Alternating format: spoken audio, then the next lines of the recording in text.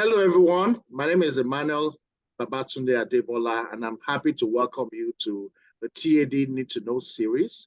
This is the second and concluding part of what's been a wonderful, exciting opportunity to interview a lady of a diva of many sorts. Her name is Modupe Ehinlaiye. She's the hostess of Talk with Mo. She's a family lawyer and a host of other things that she shared with us in the first part. We're going to be taking it further in this concluding session, but please allow me to welcome Mo. How are you, Mo? Good to see you. I am well. Thank you so much. It's great to be back. Thank you. Thank you very much. It's wonderful. I see that lots of people have already viewed the first edition, even though it was just a couple of days ago. So it shows that your story resonates, and I'm sure that even within a short period of time, we'll have a lot more. So let's take off where we ended the last time. You did say that you were a family lawyer. Well, let's start with Talk with Mo, because Talk with Mo is just in its first year, but the kind of impact, the kind of publicity, goodwill that it has is amazing. Can you tell us what led you to start it, and what's your assessment of how things have panned out? What led me to start Talk with Mo? I can't credit myself with starting Talk with Mo. I think Talk with Mo, as you already know, is a ministry. But like we all know, ministries, there's a source. And I believe that that source is the Holy Spirit that, keeps prodding at your heart to take certain actions, to do certain things. But it came about because of my own personal experiences as a mother, as a wife, as a family law lawyer, as a Bible teacher, with my interactions with women from the community, women needing help, and even from my own life experiences I had, like I said, as a mother, as a wife. And I found out that oftentimes when we're going through some difficult seasons, especially if there are things that are not so common to several people, we feel, oh, this must be very unique to me. Mm-hmm. And whether it's for shame, guilt, yes, or reservation. In my case, I'm a very reserved person.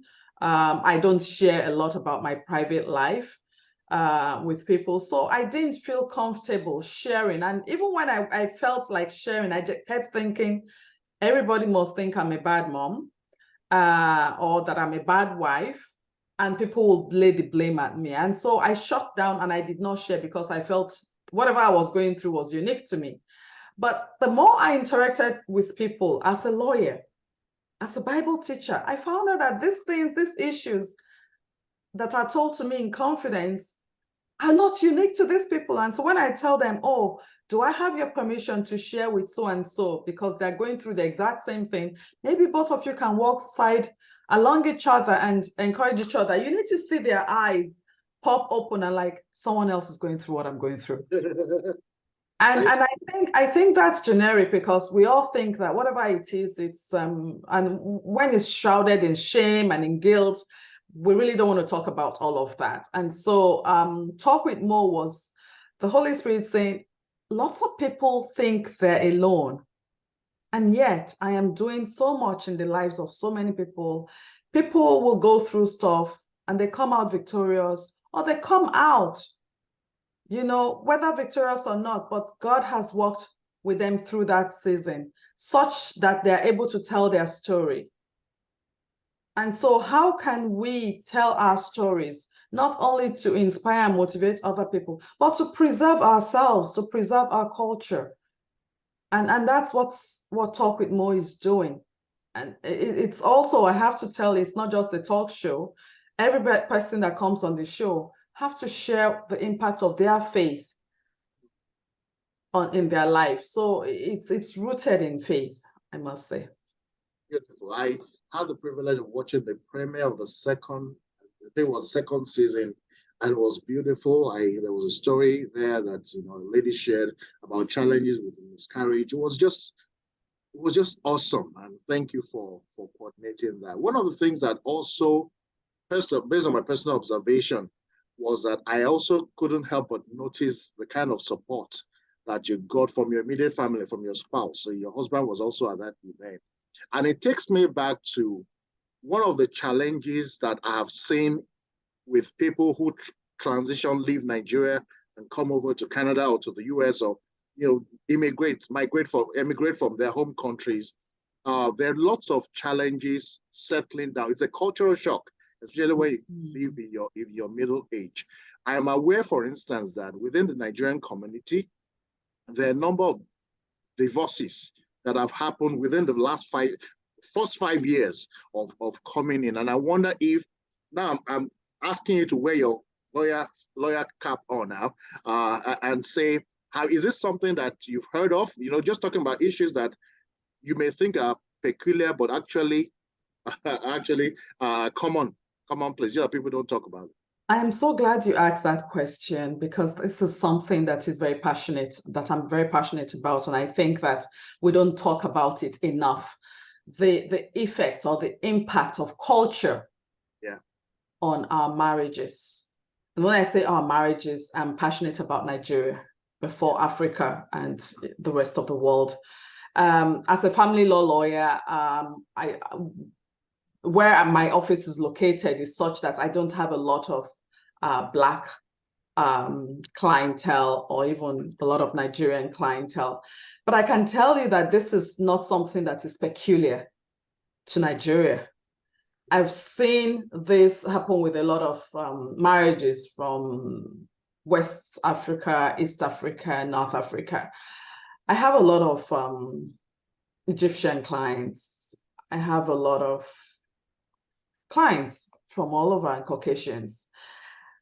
But the culture that we see, the culture shock, I'll call it, that we see affecting marriages in Nigeria is affecting other communities, in the sense that the dynamics, as you know, is that often the women come first, oftentimes, not all of the time, but the women come, they take care of the kids while the men go back, and they keep going back and forth. So the dynamics then causes a lot of friction in the home, because the woman is here, she's acclimatizing to the culture here. The man is not here. He goes and comes. So every time he goes and comes back, whatever he learned in the 2 weeks or in the 2 months that he stays, he has to relearn almost every time he comes back, because he comes here, he's not the driver, but then he wants to drive the car. And the wife says, yeah, for sure, go ahead and drive. And maybe a wrong turn will lead to an argument in the car. Oh, we're late, we're running late. I wanted to drive, you didn't want me to drive. And I wanted to drive because you don't know the way. And the man takes it as an affront on his character or on his ego. And before you know it, one little turn on the road becomes a problem in the house. And he comes back and he says, wow, you don't even set my food on the tray anymore like you used to do when we're back home in Nigeria. You don't sit with me anymore when I'm having dinner, you are up with the kids, or you are in your study working. And before long, it breaks down the marriage if there's no communication. And I have to say, it's not easy on the part of the men. It's not easy on the part of the women. What needs to be done is communication, which is often not done. And I say communication because I was on that side of the table. I left Nigeria at the peak of my career, and coming here to take care of 4 children aged between 2 and 13 was a handful for me. So before long, it led to resentment, because I felt my husband was having the best of both worlds. He was advancing in his career. Okay. He had the domestic stuff I do not have here. And what was I doing? I was just a nanny. With all of my education, I felt all I was doing was being a nanny to my kids. But if I wasn't careful, it was going to lead to the breakdown of my marriage. Because every time my husband was coming, I was very happy that he was coming. But a part of me was also sad that he was coming, not because I did not miss him, but because I felt my schedule is going to be so messed up now because my husband is here. I have to now start making soup and cooking. The kids don't care if they had pizza or rice. Yeah. And so those were the issues that we're facing. And I am saying this because I have his permission to speak. And so if any woman is going to be talking about their marriage in the open, I want them to have the permission of their husbands. It's because we are an item. So I'm speaking openly because I know that my husband will support what I have to say today, because we went through it together so that we can mentor other marriages together with what we now know. It's sad to see marriages breaking, especially young marriages within in the Nigerian communities, when we have mentors who can tell them, what you're going through is not new, it's not unique to you. We went through it. If they hear me say, my marriage almost broke down, I know many women who have said, really? Really? And I said, yes. But the Bible says the wise woman builds a house and the foolish woman tears it down. And we can easily tear it down when we're not willing to sit back and pray about it and have a honest conversation about, honey, this is how I am feeling. I called my husband, I said, I don't like it here. I'm depressed, you're enjoying there. And he said to me, he said, can you put a pause on that thought? He said, what you don't realize or what you're not thinking clearly, those were his words. So you're not thinking clearly right now. He said, you have 4 children with you. When they go to school, you take them, you are chatting in the car. When you go and pick them up, you are talking in the car. When you come back, you switch on the flip, there's light. You turn on the tap, there's water. At any point in time, your phone rings, someone to talk to. He said, in Nigeria, all I have is my work. And the cook that is at home, by the way, he cooks. And if there's no light, he leaves it on the table and he goes to sleep, because it depends on when I come back. Maybe I'll switch on the generator, maybe not. He says, so I go home sometimes lonely. I go to bed, there's no one to talk to. And it broke my heart to just hear him expressing all of those. But also, we were able to talk about his challenges whenever he comes. Because I was trying to acclimatize to the culture here. I became the plumber. I knew how to fix things in the house. Oh, Google was my best friend. Yeah. Google, what's wrong with my fridge? This is the science, and tells me. I bought, what do you call it? A toolkit. I've never had a toolkit all my life. I bought a toolkit. And so when my husband came, I was one that bought the lawnmower. I was one that bought the snow blower. So when my husband came, he didn't know how to operate those machines because I was the one. And so I thought I was giving him a break whenever he comes. When it snows, I'll say, "Ma worry, I'll clear it. Don't worry about it. I'll clear it." Because I felt he's here for just 2 or 3 weeks. I don't want him clearing snow and getting tired. But he felt useless. He felt he wasn't needed. And as a man, he wants to be needed by his wife and his family. But I didn't know that until we talked about it. And then I saw things from his perspective. That, in all honesty, I wasn't enjoying doing the work. I was just trying to give him a break. So he saw things from my perspective as well. And this is what's going on in marriages. Everyone has their perspective, and there's a lot of assumptions because they're not talking. So that's so beautiful. I like the perspective you share. So let me give you another perspective, because I like what you said. Now, this is the perspective of a couple that land here together. One of the first things that happens to them, so you've talked about the importance of culture. I think the other thing is learning and relearning. One of the first things that happens to the man in most cases, I mean, some are lucky, they get a very good job and they're able to run. But the majority are not able to get, regardless of what wonderful careers they had back home, they don't get the right kind of job portfolio that would enable them to pay the bill themselves, like what they were doing back home. So there's a need to partner, for lack of a better, with the wife to pay mortgage and stuff. And so what happens is that the wife now has a lot more stake in terms of putting it, but then the man doesn't recognize that by committing more, she also expects, even without saying it, him to support her with domestic activities. She doesn't have the nanny and all those people that she had back home in Nigeria. And the men don't immediately get that. So what happens is that there's a discontent. The woman doesn't necessarily say it. Maybe back to your communication, but there's a growing irritation. This guy just wants to take over. And then when the women begin to show it, the reaction from the man is, now you have become a big person. You have become this, you have become that. And so, because it happened to me, I mean, my wife went to school, she did well, but after a while, she started talking. I was like, what's wrong with you? I'm happy that you went to school, but now it's like you've grown wings. And she didn't That's get the word, you've grown wings.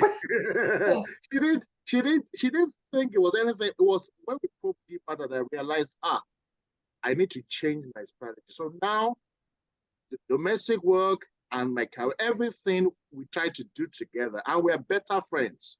Because even these children are going to go at some point, but the relationship, retaining that bond between the two of us has really helped. So I appreciate this because you've given a very good picture of where the woman comes first. But what I'm even realizing that even when they both come together, there's still a need for both of them to adjust to make things work for the long run.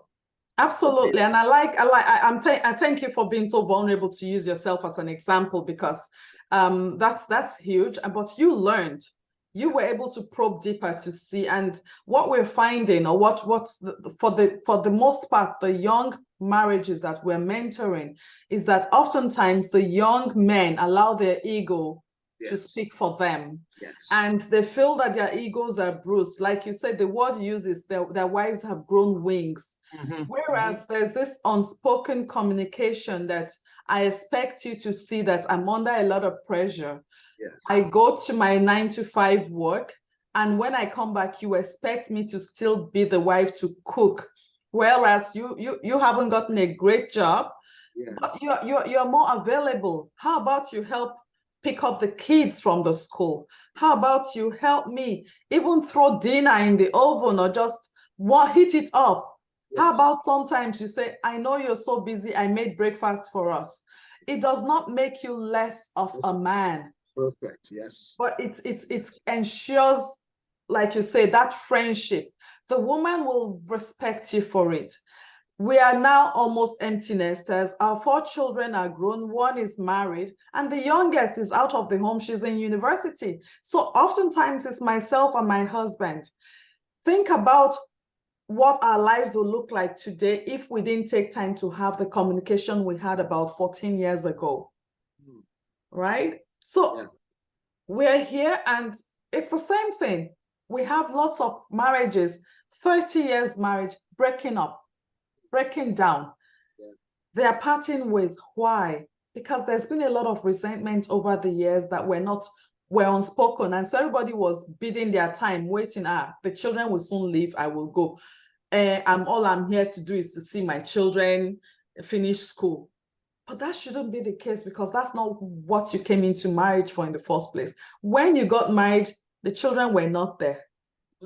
So the children are going to leave at any point in time.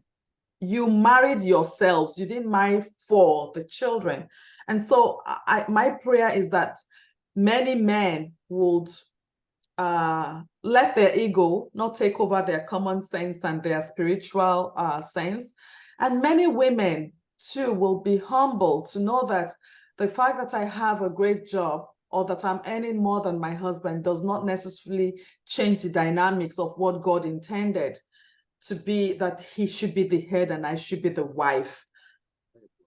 That's it works both ways. I still make sure that I make my husband's breakfast every day without fail. I pack his lunch every day without fail. We are both lawyers. We are both going to the same office. Sometimes I get there later than he does, but I know what he does for me as well. I say I lead a Bible class. He makes breakfast on Saturdays when I'm gone. He calls me, should I get your breakfast ready? You'll be tired by the time you come back. He does so much more. So if we're not working hand in hand, the glove is going to fall off one of these days. So Wow, beautiful, beautiful. Thank you so much for sharing your experience. So what should we expect from Talk with Mo? Well, we're getting into a new season. Okay. And the title for that season is Trailblazers. And so we're just going to be interviewing people. I'm passionate about Nigeria, and so we're showcasing more Nigerians than other nationalities, but we're not exclusively Nigerian. So if we have the opportunity to showcase other nationalities, we'll do so proudly. But for now, we're focusing on Nigerians who have left Nigeria and are blazing the trail here in different ways, setting up industries, and or even just charting new paths. Like you have men going into the makeup and gele industry. Really? And yes, so we have Okay. actually started shooting for season 3, and one of one of our guests is a guy called Gele Master. He ties the Nigerian headpiece, and he does it fantastically so well that he gets invited to different parts of the world to do this, tying gele and making up. And when people see that, they feel that this guy must be a dropout, but he's a health science graduate. So there's a lot. So we're trying to bring people that when you see a brand, there's more to the person. I think one of our guests in season 2 was someone called Abeni Alamala. And she's a woman who feels that she's not educated, but she speaks 2 languages. She's a bilingualist. So she's more educated than many of us, but she looks the part because she's making amala, and people might not look past that. But what Talk with Mo is trying to do is that behind every person, there's a story. And what's that story?